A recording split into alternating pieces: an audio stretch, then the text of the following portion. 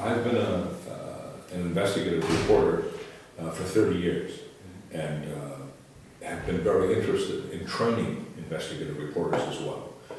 I was interested 3 years ago to see an article in an IT magazine which said that somebody was trying to organize a safe place for whistleblowers. So I was extremely interested because whistleblowing is 50% of what we do. And therefore, some place that would make it easier for whistleblowers, which is a very difficult job, as you know, became very attractive. And so I contacted Julian Assange. I didn't know him then. His name was Jay. And I made contact with Jay, and we had a discussion about the problems of his website, which I felt were considerable at that time. He subsequently improved it. And then I only met him in California last year for the first time. And then we became friends, and we had a lot of dealings back and forth, and he ended up staying in my house for a long time, and we got involved, our organization got involved in supplying people to him. They needed trained staff, and we had trained staff, and they became very important and are very important on Wikileaks. So my connection goes back several years, but more interestingly in the last 6 months. Because in the last 6 months, WikiLeaks has become this huge thing. Mm-hmm. And when we first knew him, he was just him, and maybe 2 or 3 other people. But we didn't know him, just him. And now it's a big, big thing. And our people are very close to him in London. So we see a great deal of him now. Mm-hmm. And the biggest thing they did this year, in the last 6 months, was WikiLeaks, the Iraq war logs. And we did that. It made the only film that's ever been made about it. You made a film? Yes, yes. And I think it was the best thing we've ever done, without a doubt. Mm-hmm. Certainly the strongest and most interesting film that we've done.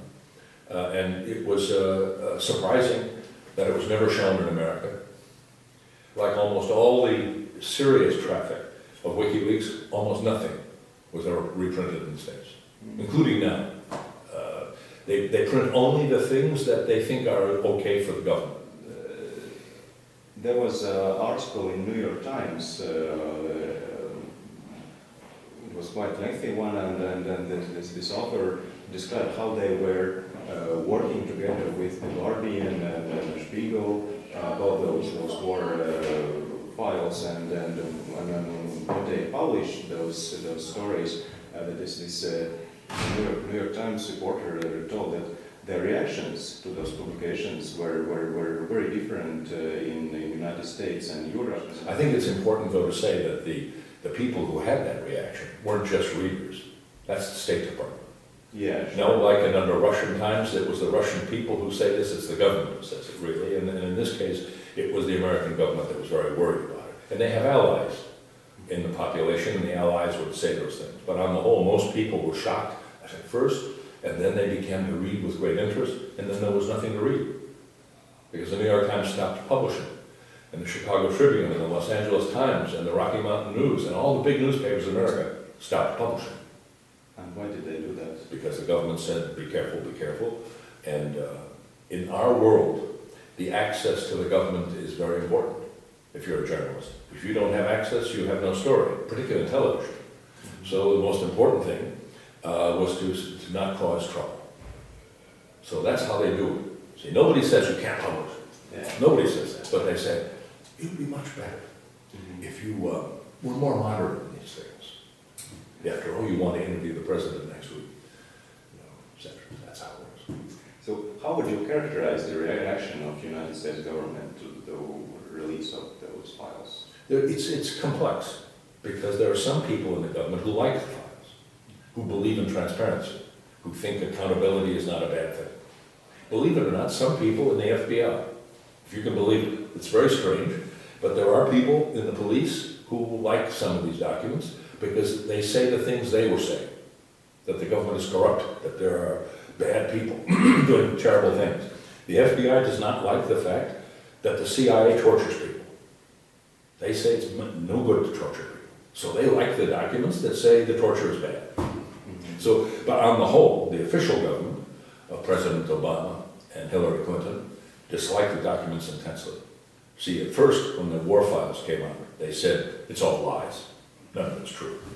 Then they suddenly realized it is true. So then they had to change the line. So then they said, it's unimportant. We know all this already. Well, but Then they proved out that they didn't know it all already. And then it was very embarrassing because what those documents showed was that the United States had enjoined with the Afghan forces and later, or earlier with the Iraq forces, the mass murder of thousands of civilians. Mass murder of thousands of civilians. And suddenly people got very worried about that. More people were killed at roadblocks in Baghdad than were killed in the two biggest massacres in Vietnam. They killed 874 innocent people at roadblocks. Only 211 were insurgents. All the rest were families, children, women, murdered. And not one soldier charged. That's what they didn't like. I think the best thing is to read them. Because you read them, then you find something slightly different. It doesn't show so much that there's a big crime, like the war documents show. The war documents showed crimes against civilians. That's mainly what they showed. And lies told by the government about the killing of civilians. These documents show only lies, on the whole. So, for example, they talk about civilian reconstruction in Afghanistan, and that we give $150 million in 1 month to build up new bridges and a hospital, and of course the government steals all the money, or most of it, not all of it. So there's some guys caught at the airport stealing $52 million in his briefcase, you know? And that is very embarrassing because he's a very important ally of the United States. So it looks very bad. Then it goes on and on and on, and then we see those things that the Americans like. The Americans are very pleased when documents come out that show them in a good light. And there are one or two like that. There are 700,000 documents, but there are one or two that show them in a very good light, and they very much like that. But the other ones show what they really think, and sometimes that means that you have to be very quiet about a lot of things. Or you have to support, like now, in Egypt, you're supporting an attempt to stop the revolutionary process and keep Mubarak in power. That doesn't look very good. So they're very angry about that. They're now going to support the head of the secret police in Egypt. And that comes out in the documents. So it's an unhappy situation for them when they really understand, because all these documents are what the ambassadors and their chief staff say. Sometimes they get it wrong, but it's what they really say, and it's what the taxpayers are paying for.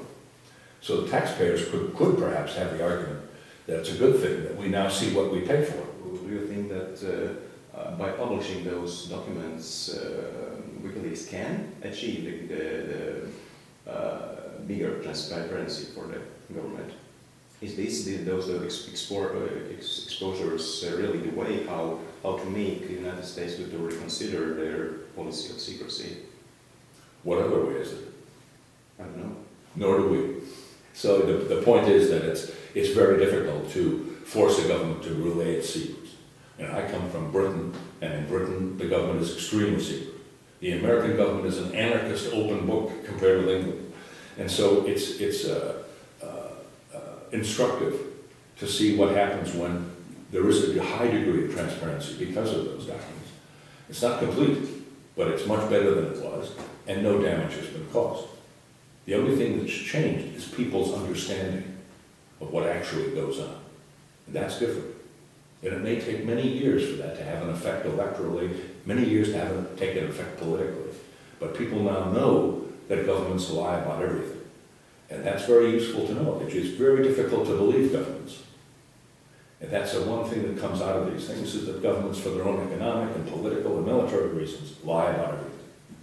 Yeah, but maybe it's just normal practice how to work effectively against other governments or just to pursue their policies. Maybe it's just normal. Maybe, but it's also like saying the disease is normal. If you're a very sick person and you've got a terrible disease, it's perhaps normal to have the disease. But it may be better to get the disease cured. And that may mean that maybe it's better to be more open. And maybe the public deserves to know what they're paying for. They deserve to know what crimes are covered up by those doctors.